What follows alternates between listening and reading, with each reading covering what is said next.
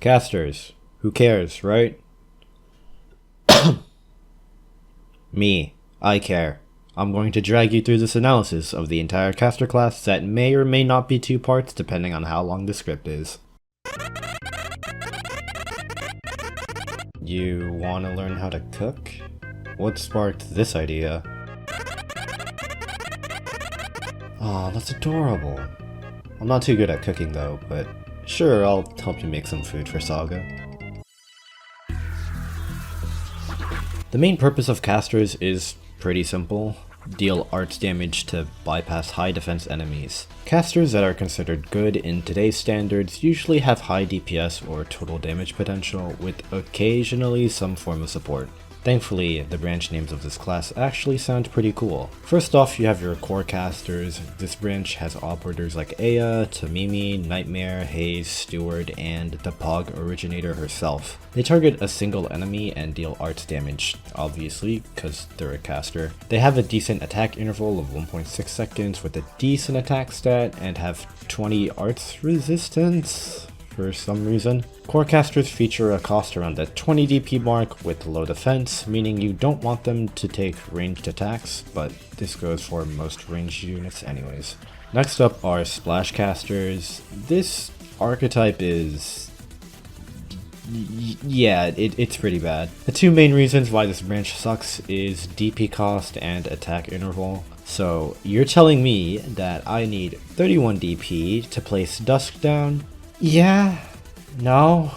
Their attack interval is 1.3 more seconds than a core caster at 2.9 seconds. It's only a slightly bit higher, I hear you say, but you're losing so much DPS because it's slow as hell. AoE casters have 1 less tile of range compared to core casters. They're great to build if you're a beginner, since early maps are mainly waves of low health mobs coming at you, but the later chapters and especially CC have high HP enemies, which would make core casters superior in those situations. The only upside splash casters have is that they have a higher attack than single target casters. They can also solo the strongest enemy in the game, the LS4 slugs. Malstima, Dusk, Purgatory, that one cat girl in all the Arknights ads for some reason, Gitano, Grey, and Lava are all AoE casters. Mechacord casters, also known as drone casters, basically have a drone.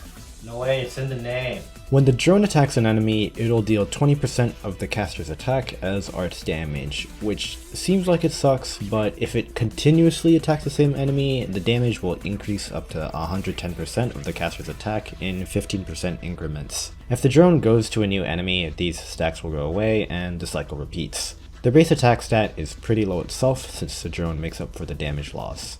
This means if you're trying to buff them, you'd get better bang for your buck if you use Sculptor or Sora rather than Warfarin. Click, Kiera, and Golden Glow are Mechacord casters. Next up are Chain casters featuring the one and only Funny Man along with Pudding and Latency. When they hit an enemy, the attack will bounce up to 4 enemies at E2 and inflict slow for 0.5 seconds. Each bounce will deal 15% less damage of the original attack per enemy. They have similar stats to a core caster, but with an extremely high DP cost and a slower attack interval. Overall, the archetype is almost as bad as slash casters. The quirky multi-target range extension from the bounce attacks seems like it'd be useful somewhere, but their not so great damage is what puts people off from using them. Mystic casters have an insanely high base attack, reaching over 1000 at E2. Their attack interval is a lot slower than the other casters at 3 seconds, but they make up for it with their quirky trait. If they haven't attacked anyone for their attack interval duration, they will store an attack. This can stack up to 3 charges, meaning they do the big funny number. This also means if you use attack speed buffs on them, they can store their charges faster. Mystic casters also have a longer range than the other casters, but sacrifice not being able to attack the tiles next to them. Indigo and Iris are the only casters of this branch, but the archetype looks pretty interesting. Phalanx casters, which feature Beeswax and her own Esson, as well as Mint, don't attack during their skill downtimes. Instead, they just sit there, vibing. When their skill isn't active, they get an extra 200% defense and 20 arts resistance, making them extremely durable. Something synergy with the Auk, can survive a Patriot Spear, blah blah blah. You've heard other people say it 1,000 times. When their skill is active, they attack everything in their diamond-shaped range. Blast casters have the funny range, a straight line consisting of 5 tiles in front of them. A lot of players don't like the lack of width, but the length can reach places no other operator could. The range also allows them to do dual lane shenanigans. Combine this with the fact that they attack everything in their range, and you essentially get a better AoE caster with more flexibility. They have a high attack and the same attack interval as splash casters. Ifrit and Corsarum are the only ones of this archetype. Okay, so what do you want to make for Saga? You got any recipes in mind? Honey biscuits with rice? I don't think those two go together. How about something like fried rice?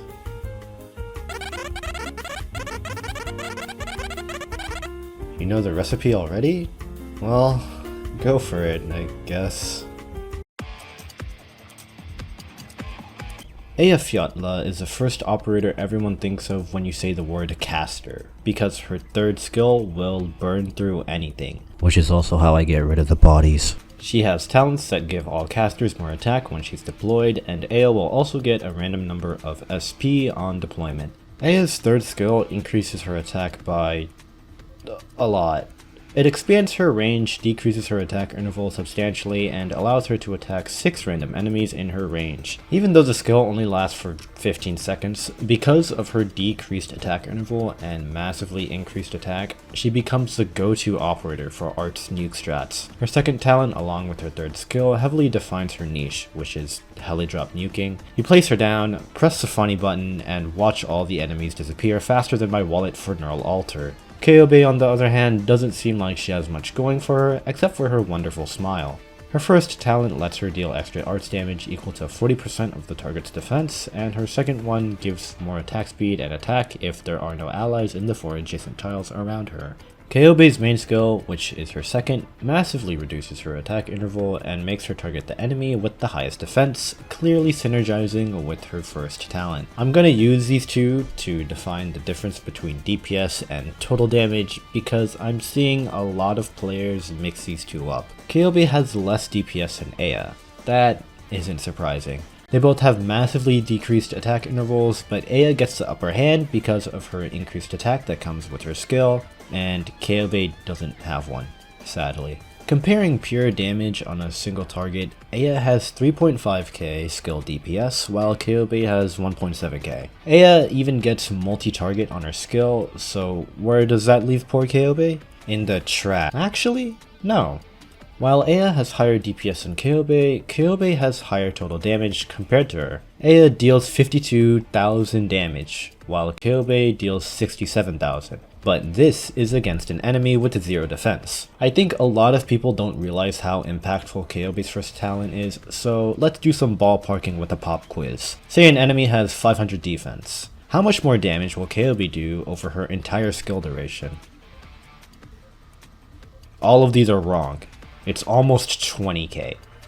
So just imagine how much bonus damage she gets on boss enemies. The reason why the Volcano Caster has more skill DPS than the Dumb Dog is because she compacts all that damage in a shorter duration. A has been mainly used in CC3's infamous Death Sight strat where you burst down all the Sarkaz all at once with heavy damage amps and debuffers. Her multi-target also shines in CC1 against the high defense Wraiths. Ceobe shines when she has more time to get all the total damage in on a single enemy. Dealing with Faust in Blade at the end is a pain, so using Saria to tank shots with her arts damage amp along with Ceobe's S2 shredding him was the easiest way to delete him from existence. CC5's Defender Caster Clear also used Ceobe to clean the Hammer Dude since his high defense let her get a lot more damage in.